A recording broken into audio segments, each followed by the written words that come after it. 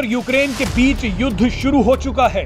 America, Britain और Europe के देश यूक्रेन के साथ खड़े हैं, तो वहीं चीन और पाकिस्तान रूस का समर्थन कर रहे हैं।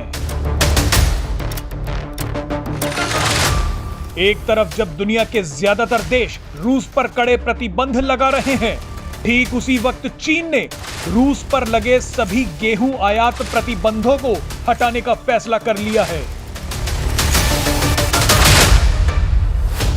आपको बता दें कि रूस दुनिया के सबसे बड़े गेहूं उत्पादक देशों में से एक है। रूस चीन को बैक्टीरिया और कंटेमिनेशन के डर के चलते गेहूं निर्यात नहीं करता था। बहरहाल अब दोनों ही देशों के बीच समझौता हो चुका है और ये वो पहला कदम है जिससे चीन अपने खतरनाक प्लान की शुरुआत कर रहा है।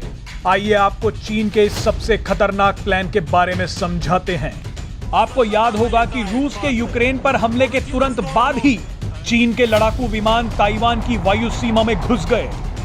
वैसे पिछले कई महीनों से चीन के विमान ताइवान में घुस रहे थे, लेकिन इस बार इस घटना को नजरअंदाज नहीं किया जा सकता। दरअसल चीन रूस के यूक्रेन पर हमले को एक केस स्टडी की तरह देख रहा है। चीन खुद पिछले कई महीनों से ताइवान पर इसी तरह के हमले की तैयारी कर रहा था, लेकिन उससे पहले ही रूस ने यूक्रेन पर हमला कर दिया। चीन को अब एक बहाना मिल गया है जिससे वो ताइवान पर अपने एक्शन को सही साबित कर सके। चीन खामोशी के साथ रूस पर सभी देशों की प्रतिक्रियाओं को देख रहा है ताकि अपने एक्शन के दौरान वो आने वाले प्रतिबंधों और चुनौतियों से आसानी से निकल पाए। चीन ने रूस का समर्थन करके ये भी सुनिश्चित कर लिया है कि ताइवान पर एक्शन के दौरान रूस उसके साथ खड़ा रहे। इस वीडियो में आपको बताएंगे कि कैसे भारत के लिए भी खतरा बढ़ता जा रहा है। चीन इस मौके का इस्तेमाल ताइवान पर कब्जे के लिए कर सकता है, और वो इसलिए क्योंकि चीन पहले भी वैश्विक संकटों का इस्तेमाल अपनी जमीन बढ़ाने के लिए कर चुका है। 16 अक्टूबर 1962 से 28 अक्टूबर 1962 तक चले क्यूबा मिसाइल संकट का इस्तेमाल चीन ने 20 अक्टूबर 1962 को भारत पर हमले के लिए किया था, और इस हमले के जरिए उसने लद्दाख के उन इलाकों को हथिया लिया जिन पर वो लंबे अरसे से दावा करता रहा है।